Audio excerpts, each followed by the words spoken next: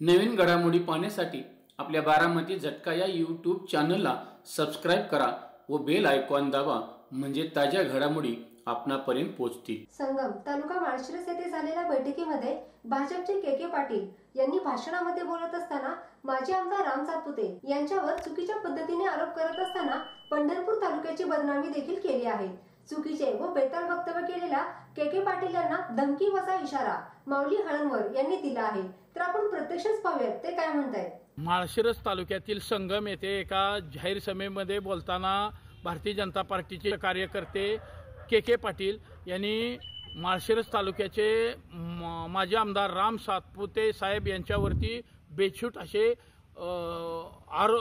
आरोप पुरावाहीन आरोप केलेले आहेत आणि त्या आरोपामध्ये माझं माऊली हळणवर यांचं नाव घेतलेलं आहे, पंढरपूरचं नाव घेतलेलं आहे।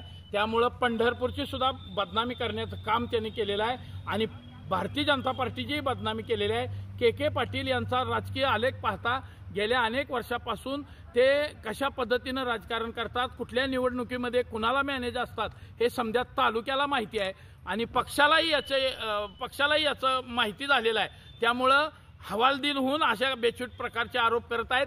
माझं के पाटलांना आव्हान आहे, जर तुमच्याकडे काही पुरावा असेल तर पत्रकार परिषद घेऊन कॅमेरा समोर येईन, कॅमेरा आपण एकमेकांना फेस करू। आपल्याकडे पुरावा असेल तर तो जाहीर करावा, अन्यथा आपल्याला जशाच तसं उत्तर मिळेल। आणि माऊली हळणवर सहन करणारा कार्यकर्ता नाही, गेल्या अनेक वर्षापासून चळवळीमध्ये घरावरती तुळशीपत्र ठेवून आम्ही काम करतो।